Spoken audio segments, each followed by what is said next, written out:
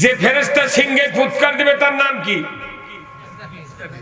হ্যাঁ, ইসরাফিল আলাইহিস সালাম। কোন খালি ইসরাফিল এই রানীনগরের এমপি না বাবা, কি ইসরাফিল আলাইহিস সালাম কোটি কোটি ফেরেশতা আছে, তারই ভিতর সর্দার ফেরেশতা কয়জন? 4 জন। তারই মধ্যে আবার নেতা কে? আজরাইল, জিবরাইল আলাইহিস সালাম। এই 4 ফেরেশতার 1 নম্বর হলো জিবরাইল, 2 নম্বর হলো ইসরাফিল, 3 নম্বর মিকাইল, আর 4 নম্বর হলো কি? আজরাইল। এই জিবরাইলের কাজ হলো নবীদেরকে ওহী পৌঁছে দেওয়া, ধরে কোন আল্লাহু আকবার। আর ইসরাফিলের কাজ হলো 2 বার সিংহের ফু দিবি, একবার দুনিয়া ধ্বংস করবি, আর একবার মানুষও জিন্দা করে কবর থেকে তুলবি, ধরে কোন আল্লাহু আকবার। এই ইসরাফিল আলাইহিস সালামের দেহ এত বড় যে তার মাথা আরশে আজিম পর্যন্ত, আর তার পা আছে তাহাতা সারা জমিনের নিচ পর্যন্ত। একটা বাঁশি নিয়ে কিয়ামত পর্যন্ত ওই ইসরাফিল দাঁড়িয়ে আছে আরশের দিক থেকে। যখন সিগন্যাল, সবুজ সিগন্যাল আল্লাহ দিবি, তখন আর ফু দেওয়া লাগবি, ওই এইভাবে দাঁড়িয়ে আছে। আল্লাহু আকবার। আর আমাকে গরিব মানুষ যদি বড় চাউল লিবার দেয়, 10টার সময় চেয়ারম্যান যাবার কাছে 2 ঘন্টা দাঁড়িয়ে থাকতে কয় কখন দিবি, না দে চলে যাও কথা বল। কিন্তু ইসরাফিল আলাইহিস সালাম সিংহের মুখ লেগে তাকে আছে ওই আরশের দিকে, কখন আল্লাহ সিগন্যাল দিবি তখন সিংহের ফু দিবি, দড়ি কর মারহাবা।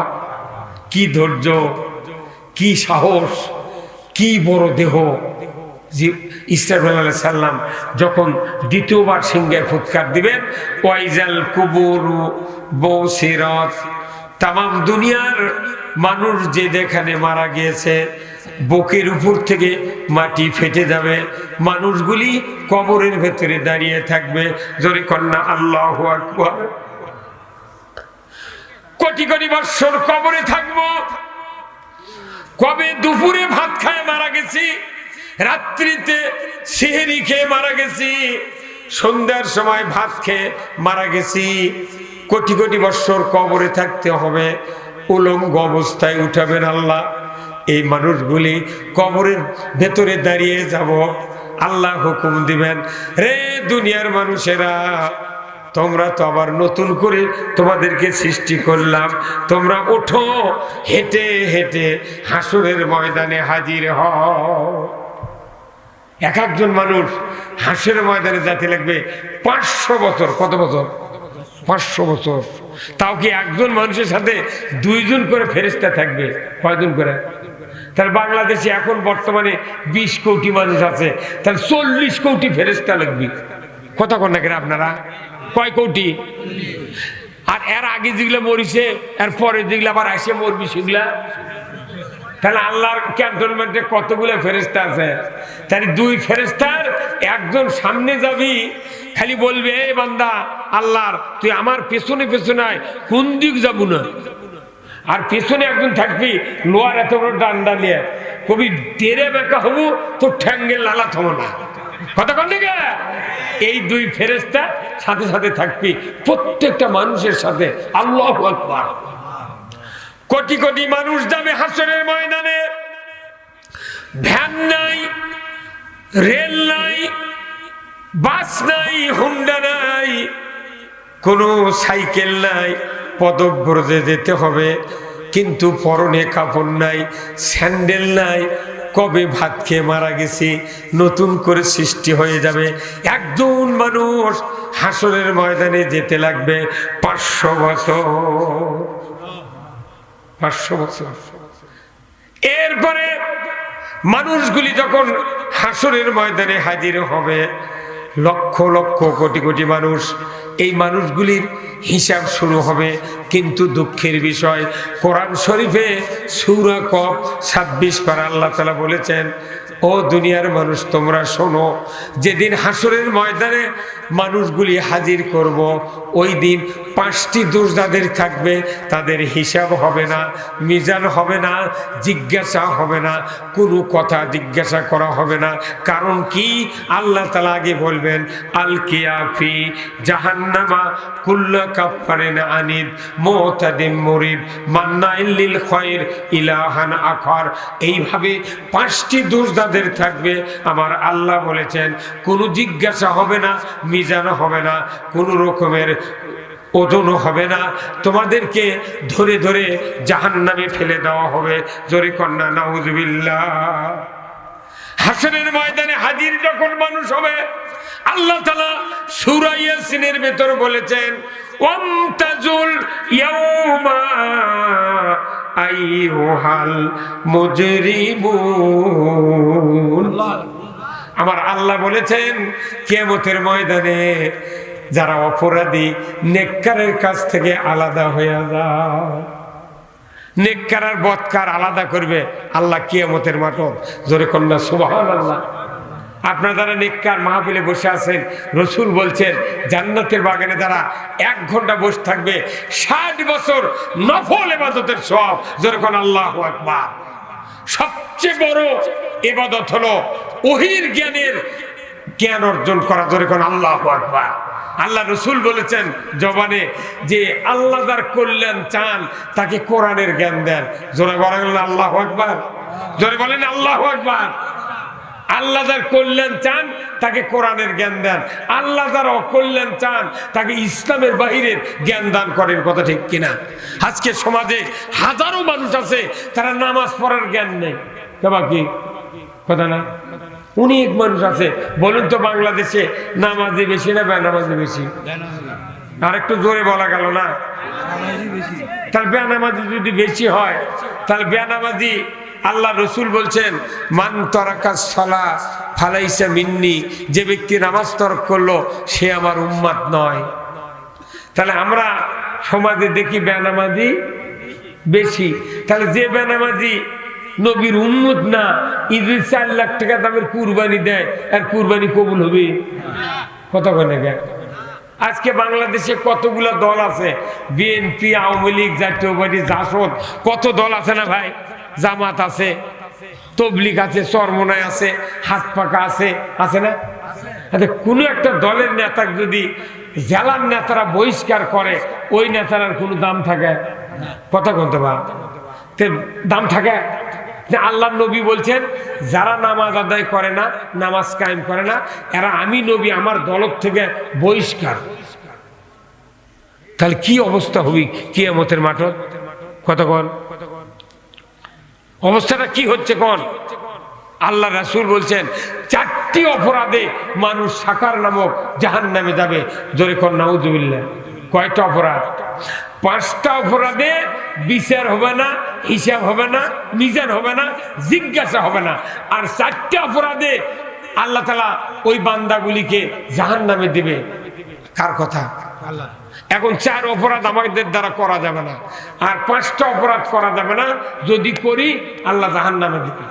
এখন এই 5টা অপরাধের ভেতরে একটা অপরাধ হযরত ওমর ফারুক রাদিয়াল্লাহু তাআলা আনহু, উনি যখন ঈমান আনেন নাই তখন এই অপরাধ তার দ্বারা সংগঠিত হয়েছিল, কিন্তু ঈমান আনার পর তার দ্বারা এই অপরাধ সংগঠিত হয় নাই। জোরে কোন আল্লাহু আকবার। আমার ভাইরা, আল্লাহর নবী দাওয়াত দিলেন ইয়া আইয়ুহান নাস কুলু লা ইলাহা ইল্লাল্লাহ তুফলিহুন। হে মানুষ সকল, তোমরা যদি মুক্তি পেতে চাও, নাজাত পেতে চাও, তাহলে তোমরা কালেমা পড়ে নাও, লা ইলাহা ইল্লাল্লাহ। কে ভাই কথা রেখে জোরে আওয়াজ করা যায় না? এতগুলো মানুষ জোরে পড়লে আমারও তো একটু সাহস হয়, কি হয় না?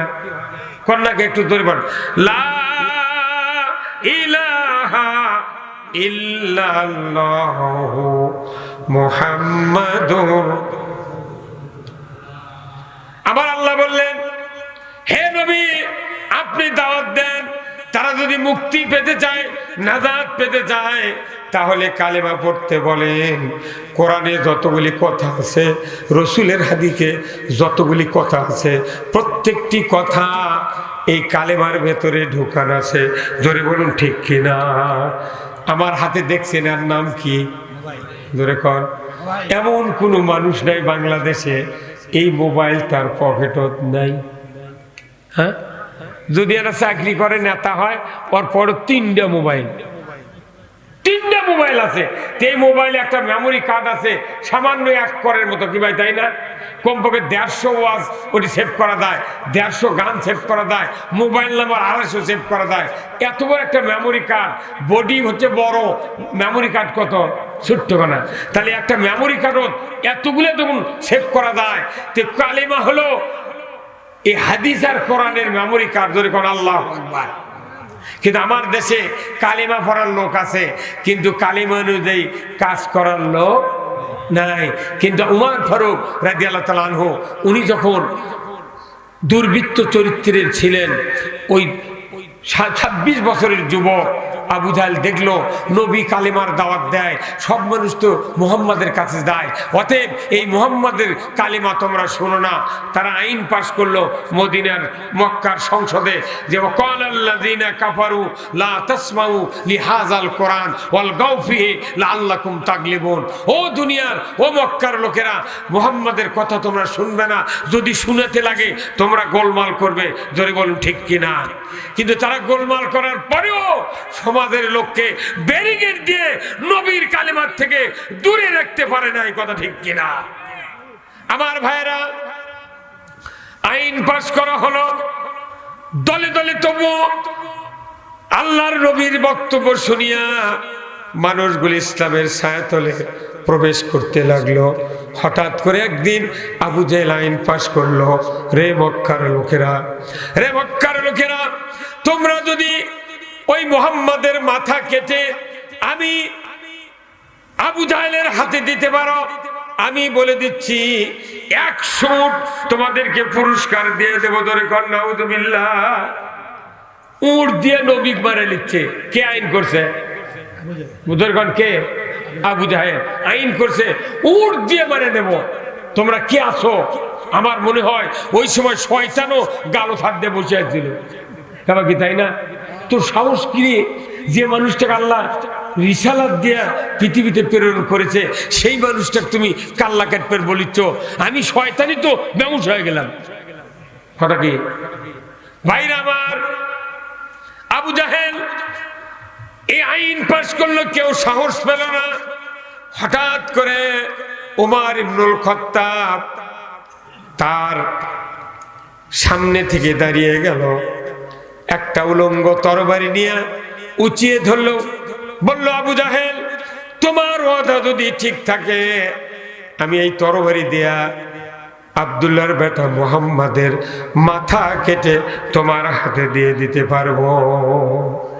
আবু জাহেল বলল, যাও, কোনো টেনশন নাই, আমি 100 উট দিয়ে দেব। আবু জাহেল বলল, আমার ওয়াদা ঠিক, কোনো টেনশন করো না। উমর দ্বীপ্রহের একটু পূর্ব মুহূর্তে তরবারি নিয়ে চলে যাচ্ছে, রাগান্বিত অবস্থায়, দীপ্ত কণ্ঠে দিগত বেঁধে যায়। আর সূর্যের কিরণে উমরের তরবারির ধার চিকচিক করছে। রাস্তা দিয়ে যায়, মানুষ ভয়ে দৌড়িয়ে সরে যায়। উমর আসতেছে তরবারি নিয়ে, কেউ কথা বলতে সাহস পায় না। হঠাৎ করে নঈম নামক ব্যক্তির সাথে দেখা হলো।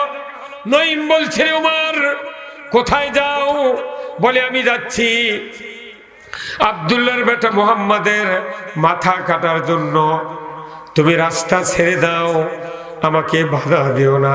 নঈম বলে, রে উমর, খবরদার খবরদার, তুমি কার মাথা কাটতে যাচ্ছ? আমার বিশ্বাস তার মাথা তো কাটতেই পারবে না, তোমার মাথা ওই মুহাম্মাদের কাছে বিক্রি হয়ে যাবে। জোরে কন্যা মারহাবা। উমর বলল, কি এত বড় কথা? আমার মাথা বিক্রয় হবে, এটা আমি কেমন করে? তুমি বিশ্বাস করলে আমার ইচ্ছা, তার মাথা আমি কাটবো। নঈম বলল, উমর খবরদার খবরদার, দুঃসাহস করিও না। তুমি যাও তোমার বোন আর ভগ্নিপতির বাড়িতে, যে মানুষের তুমি কাল্লা কাটতে চাচ্ছ ওই মানুষের হাতে হাত দিয়ে কালেমা পড়ে তোমার বোন তোমার ভগ্নিপতি ঈমান এনেছে। ঈমান এনেছে, তুমি কার মাথা কাটবে? যাও তাড়াতাড়ি। ওমর রাস্তা বাইপাস করে চলে যাচ্ছে, যাইতে যাইতে ভগ্নিপতির বাড়ির নিকট দাঁড়িয়েছে। সাথে সাথে ওমর কান দিয়ে শুনতে পেল এই কোরআনুল কারীমের সূরা তোহার 124 নম্বর আয়াত।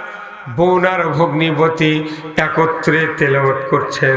তারা পড়ছেন ওমান আরাদা আন যিকরি ফাইন্না লাহু মাইশাতান দনকা ওয়া নাহশুরুহু ইয়াউমাল কিয়ামাতি আমা।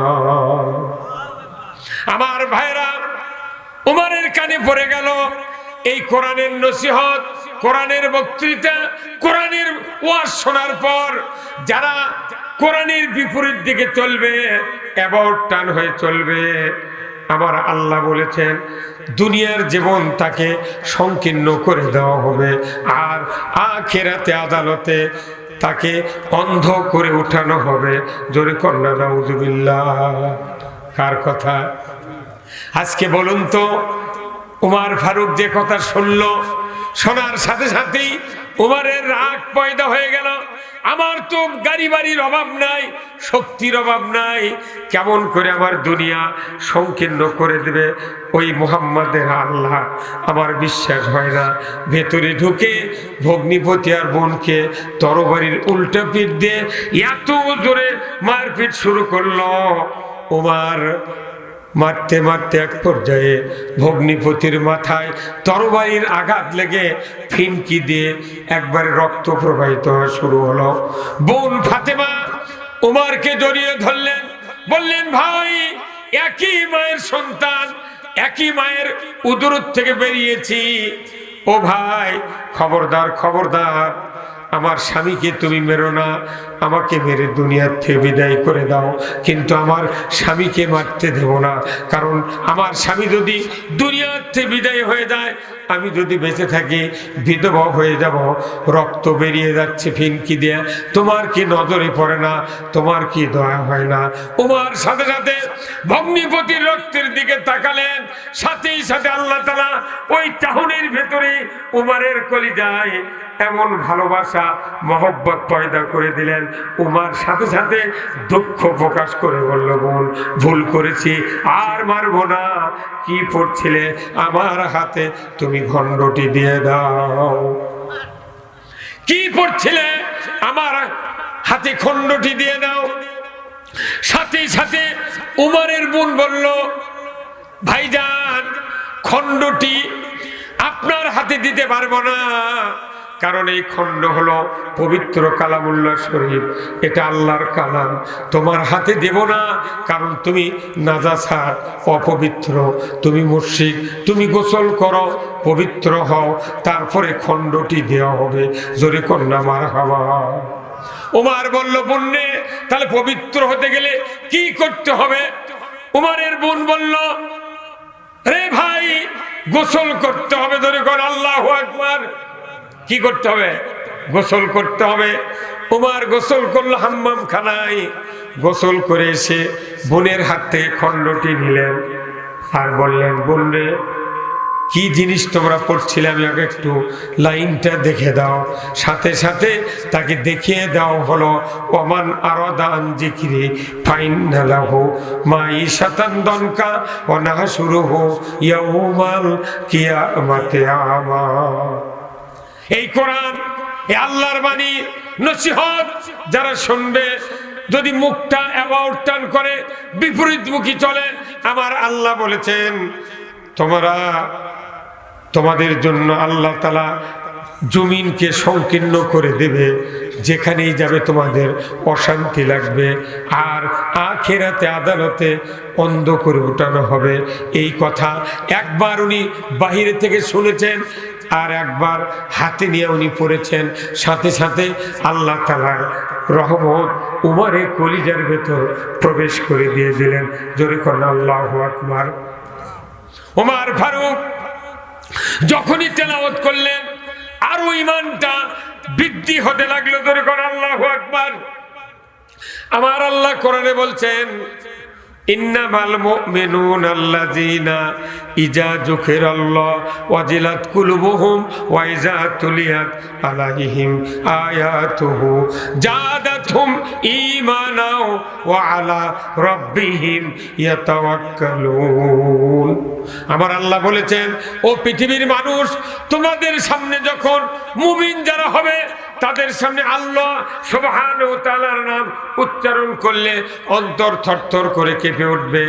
আর ওই মুমিনের সামনে যখন কোরআন তেলাওয়াত করে শোনানো হবে, আমার আল্লাহ বলেছেন, মুমিন যদি মনে করে জীবনে যা করেছি আর কিছু করব না, আল্লাহর পথ ধরব, সাথে সাথে আল্লাহ বলেছেন ওই মুমিনের অন্তরে আমি ঈমানকে বাড়িয়ে দেই। কি বেরিয়ে দেয়? ঈমান। ঈমান বাড়ার একমাত্র কিতাব হলো কোরআন। জোরে কোন আল্লাহু আকবার। কোরআন ছাড়া ঈমান বাড়বে না। কোরআন শুনলে ঈমান বাড়ে, আর গান শুনলে ঈমান কি মরে, কমে না। কোরআন শুনলে ঈমান বাড়ে, গান শুনলে ঈমান মরে। আজকে বাংলাদেশে মোটামুটি তেমন আর গান বাজনা, যাত্রা, ড্রামা, সিনেমা হয় না, কিন্তু এখন পকেটে পকেটে সিনেমা ঢুকে গেছে। কতক্ষণ নাকি ভাই? আর সিনেমা হলত যাওয়া লাগে না, সব মোবাইলের ভেতর আছে। এই যে আমার কাছে বাটাম মোবাইল, অনেকেই কয় হুজুর অশিক্ষিত মানুষেরা বড় বড় মোবাইল কিনেছে, আপনি এটা কি চালান? আমি কই ভাই, আমি টাচ মোবাইল চালাতে পারি না, এই জন্য বাটম মোবাইল চালাই। আমার কল আলো আর গেল, এই যথেষ্ট, আমি ওইগুলি চালাতে পারি না। এটা কি আমার দোষ? এটা দোষ, আমি চালাতে পারি না। এই জন্য আমি আপনাদেরকে বলছি, আল্লাহর নবীর ওই কোরআনের একবার কানত গেল উমরের, একবার পড়লেন, সাথে সাথে ঈমান বাড়িয়ে দিলেন কে? যখন কে? ঈমান বাড়িয়ে চলে গেল। এখন উমর ফারুক বলছে, বোন রে, আর দেরি করো না, আর দেরি করো না, আমাকে নিয়ে চলো বিশ্ব নবীর দরবারে। যখন আল্লাহু আকবার। আল্লাহর নবীর সাহাবী বোন এবং ভগ্নিপতি দুইজন বললেন, ভাইজান আপনি তরবারি নিয়ে চলেন, রসুলের দরবারে যেতে হবে, রসুলের হাতে হাত দিয়া কালিমা করে মুসলমান হন। আপনি যেভাবে আবেগের কথা বলছেন, চলুন আমরা সবাই মিলে যাব রসুলের দরবারে। জোরে করুন আল্লাহু আকবার। নবীজি বসে আছেন সাহাবাদেরকে নিয়ে, উমর ফারুক চলে যাচ্ছেন তরবারি নিয়ে। সাহাবারা সামনের দিক নজর করে দেখেন উমর ইবনুল খাত্তাব তরবারি নিয়ে আসতেছে। সাহাবারা বললেন, হুজুর ওই যে উমর আসতেছে, যদি আমাদের মাঝে আসে কাউরও জীবন থবে না, আপনারও হয়তো হত্যা করবে। অনেক দিন হলে জল্পনা চলছে, হুজুর গো আমাদের তো আপনার কাছে উমরকে আসতে দেব না। জোরে করলাম মারহাবা। সাহাবারা জড়িয়ে ধরলেন রসুলকে। আল্লাহর নবী বললেন, উত্তেজিত হয়ে না, আমার আল্লাহ আছেন, আল্লাহ তো খবর দিবেন অবশ্যই। জোরে করে আল্লাহু আকবার। সাহাবারা উত্তেজিত হলেন, রসুলের সামনে দাঁড়িয়ে গেলেন। এমন সময় আল্লাহ জিবরাইলকে বলেন, জিবরাইল যাও আমার হাবিবের কাছে বলে দেবো, গত রাত্রিতে উমর আবু জাহেল এই দুই ব্যক্তির জন্য নবীজি দোয়া করেছিলেন। আল্লাহ এই দুইজন শক্তিশালী যুবক, শক্তিশালী মানুষ আছে মক্কার জগতে, এই দুইজনের একজনকে আপনি ইসলামের ভেতর দাখিল হওয়ার সুযোগ করে দেন। আল্লাহু আকবার। দোয়া করলেন নবী, সাথে সাথে জিবরাইলকে বলে দিলেন, আল্লাহ হে জিবরাইল যাও, গত রাত্রিতে রসুল দোয়া করেছেন, আমি উমরকে রসুলের দলের জন্য কবুল করেছি। ধরে কোন আল্লাহু আকবার। কাকে কবুল করছেন? উমর ফারুককে কবুল করছেন। উমর ফারুক রসুলের দরবারে যাচ্ছেন, কিন্তু উমর ফারুক একবার শুনলেন, একবার পড়লেন, ঈমান খুলে দিলেন কে? ঈমান খুলে দিলেন আল্লাহ।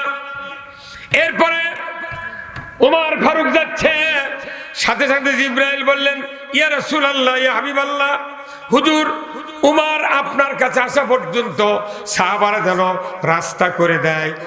উমার যে তরবারি নিয়ে আসতেছে হত্যা করার জন্য বেরিয়েছিল, কিন্তু আসছে আপনার হাতে হাত দেয়া কালেমা পড়ে মুসলমান হয়ে যাবে। জোরে কন্যা আল্লাহু আকবার। যে তরবারি নিয়ে আসতেছে ওই তরবারি ইসলামের বিরুদ্ধে ছিল, আজকে ওই তরবারি ইসলামের পক্ষে কবুল হয়ে গেছে। জোরে কন্যা আল্লাহু আকবার। উমার ফারুক যা রসুলের সামনে দাঁড়ালেন, আল্লাহ রসুল উমারের বাম হাত ধরলেন জোরে, ডান হাতে তরবারি ছিল। আল্লাহ রসুল এত জোরে ধমক দিলেন, আয় উমার, এইভাবে কতদিন তুমি থাকবা? উমার থরথর করে কেঁপে উঠল। আল্লাহ রসুলের এক হাতে জান্নাতি 40 জন যুবকের আল্লাহ তাআলা শক্তি দিয়েছিলেন, যার কারণে উমার ফারুক রসুলের এক ধমকে কাঁপতে কাঁপতে তরবারি মাটিতে পড়ে গেল। জোরে কোন সুবহানাল্লাহ।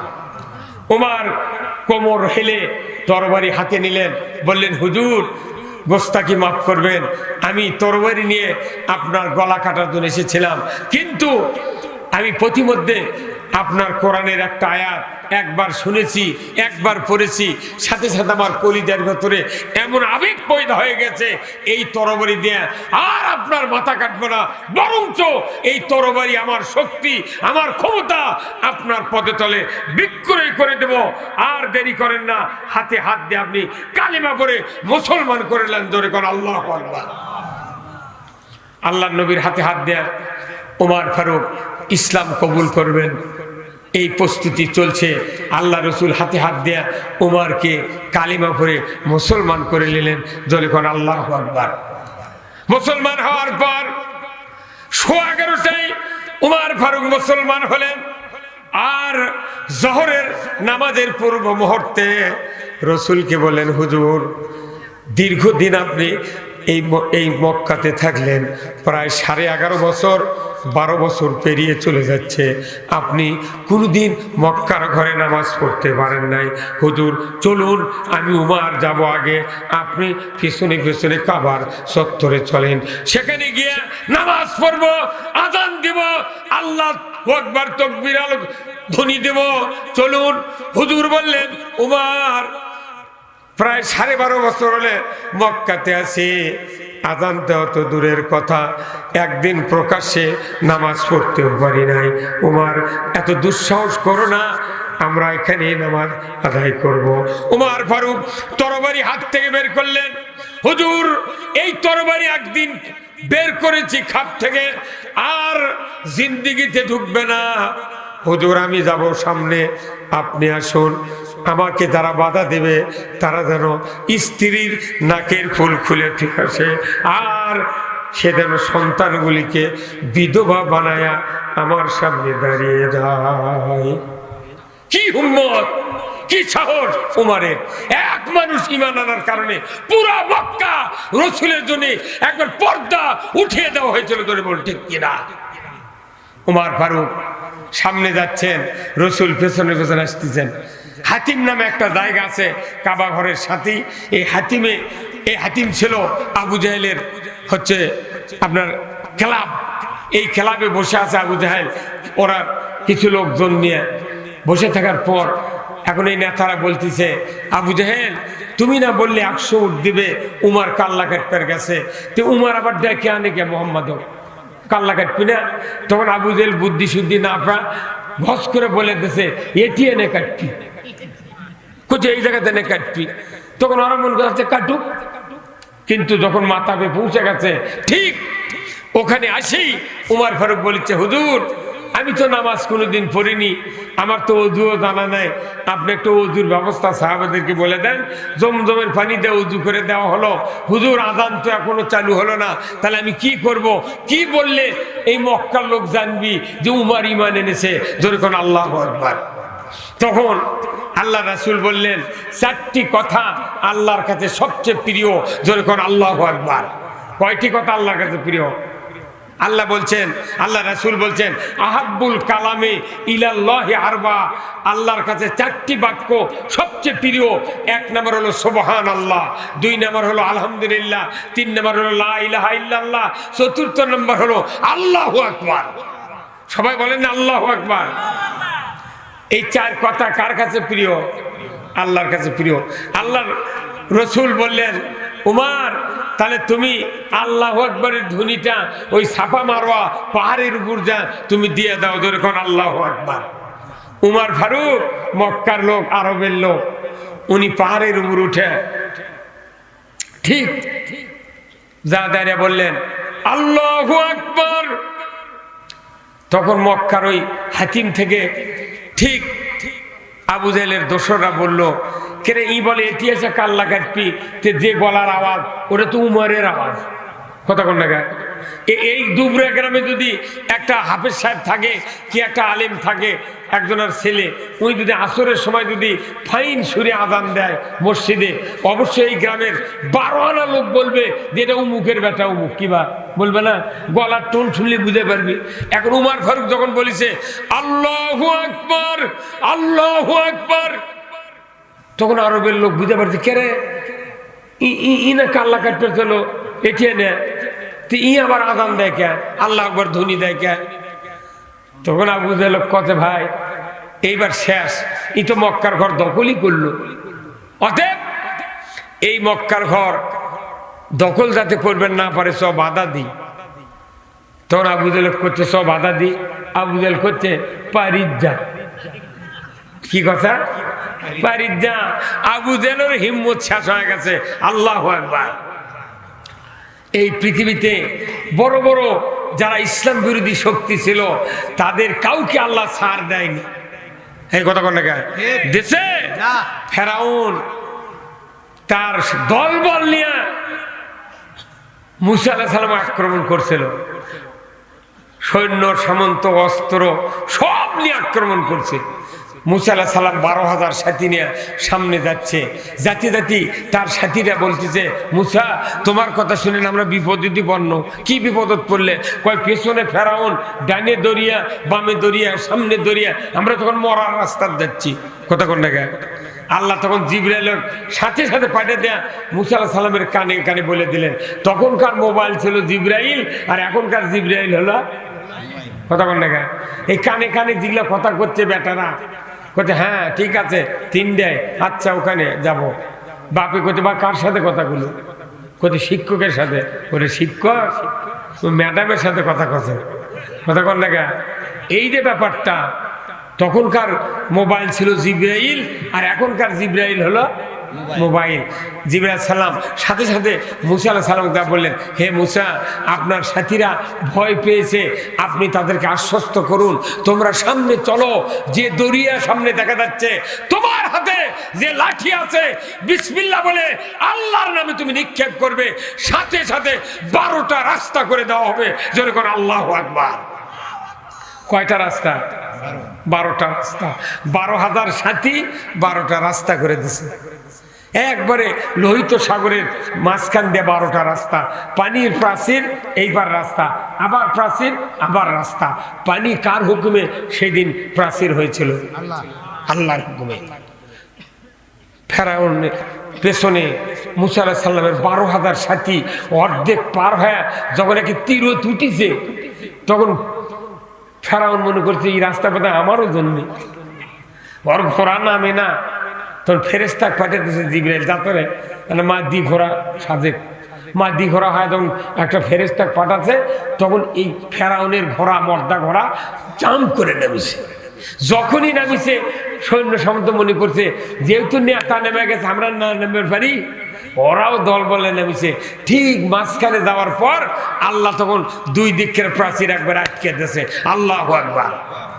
ফেরাউন যখন পানির মধ্যে পড়ছে তখন আল্লাহ জিবরাইল কাছে ধর ঠাইছে। এই কথা কোন জায়গা? এটা আপনারা জিলাপি ভাজা দেখেছেন ভাই? কথা কোন জায়গা? জিলাপি ভাজা দেখেছেন? জিলাপি যখন তাওয়াতে এভাবে ভাজে না, কিন্তু তাওয়াত ভাজে যায়, তাই জিলাপি আকসার ভাজলো, ভাজার পর নিচে যখন করা হয়ে গেল কালো, ভাজিয়া যখন শক্ত, তখন ওইটা আবার পোল্টে দেয় না, শিক দিয়ে পোল্টে দেওয়ার পর যখন 2 দিকে তাপ একবারে ঠিক হয়ে গেছে ভাজা, তখন ওই পাশেই এইরকম একটা মানুষ ওই শিরার উপরে ওই চাবি জালের মতো নিয়ে বসে আছে।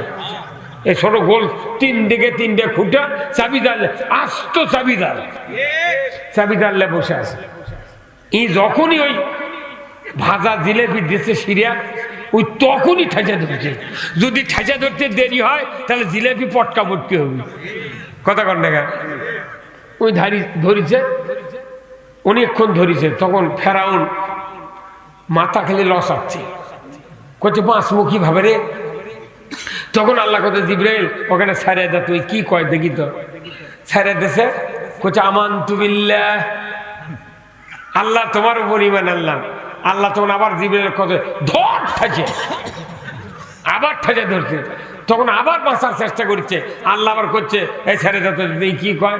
তখন করছে আল্লাহ ও আকাশের রব, মুসার আল্লাহর উপর ঈমান আনছি।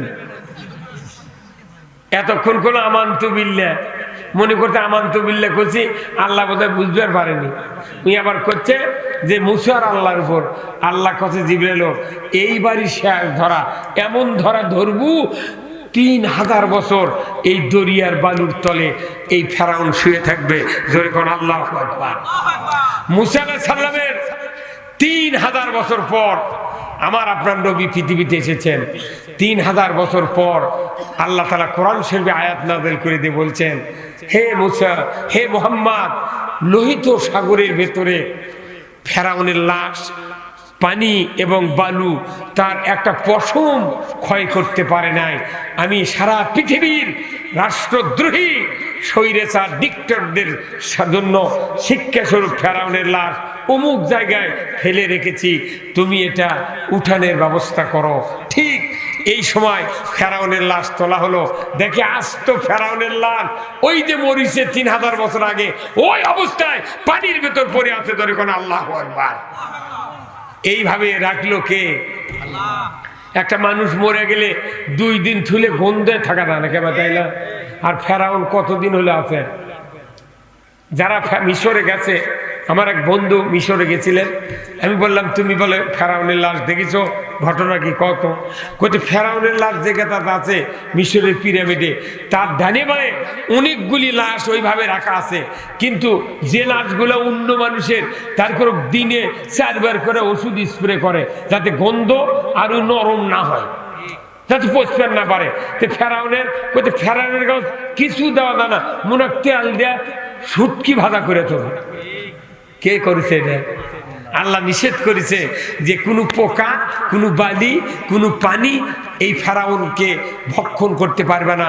কারণ এই ফেরাউন হলো আদুব্বুল্লি, এই ফেরাউন আমার দুশ্মন। আর আদুব্বুল্লাহ আর ফেরাউনের দুশ্মন আমি আল্লাহ, আর ফেরাউন হলো আমার দুশ্মন। আল্লাহর সাথে দুশ্মনী করে পৃথিবীর জমিনে কেউ টিকতে পারে না। এই কথা ঠিক কিনা? আমরা কি টিকতে পারবো? যুগে যুগে নমরুদ পারেনি, ফেরাউন পারেনি, আবু জাহেল পারেনি, ব্রিটিশ পারেনি, পাকিস্তান পারেনি, 54 বছরে কেউ পারেনি। কথা ঠিক কিনা? এই জন্য আসুন